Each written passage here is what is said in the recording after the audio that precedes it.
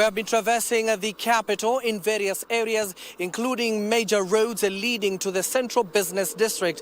As early as from 12 a.m. this morning, police officers were dispatched to various key installations, not only government institutions, but key institutions such as banks and schools and other vital institutions such as hospitals across the capital, including the major nerves leading to the central business district, where a section of protesters had vowed to lay a wreath at Parliament buildings to ensure that they remember the Gen Zs who lost their lives during the June 2024 demonstrations. Now, it started all at exactly 9 a.m. at around the Serena Hotel, where the processional way leading to State House and other key government institutions around there, where the opposition had met there with a section of the family's members who were affected by the June 2024 protest, and they were seeking to lay wreath in Parliament. They addressed members of the Fourth Estate, of course, raising key concerns about how the police have barricaded various roads leading up to the central business district,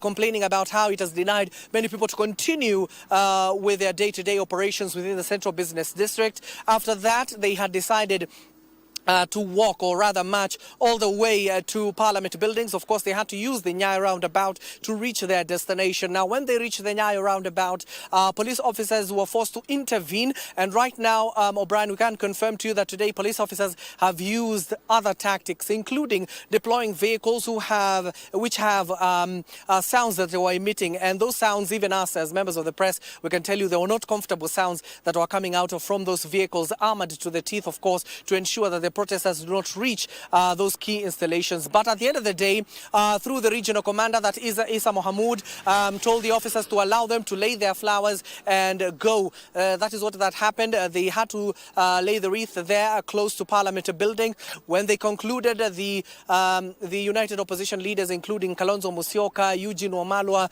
Martha Karua, Boniface Mwangi, the former Chief Justice David Maraga, and a section of the affected families were able to do so, and then they left. But before they left, a section of the protesters had decided to continue singing and chanting to remember those who lost their lives. It got to a point even police officers had to intervene and ask them to leave, given that they had already laid the flowers there in Parliament buildings. Some of them refused, but the police officers were forced to arrest some of them. And of course, from there, we had to tour various major roads. Currently, we're in Thika Road. This is the current situation where police officers have mounted a road block here, but they're allowing vehicles and motorists to move about. But after they have asked them a series of questions about where they're going and the intentions of where they're going. Right now, you do know where we are. The GSU barracks is just closer to us. The NIS officers are just here, closer proximity to us.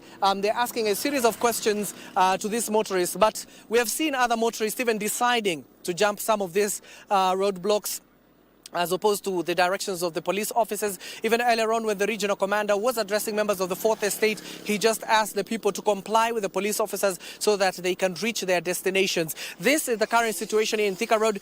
Also in Kangemi, same. The police officers have been able to mount. They have put on barricades to ensure that they're able to ascertain the security of this particular area. Unlike in the past, where we witnessed police officers were allowing people to come in easily, right now they will ask you a series of questions before they allow you to move within the central business district, because this is a departure from the norm.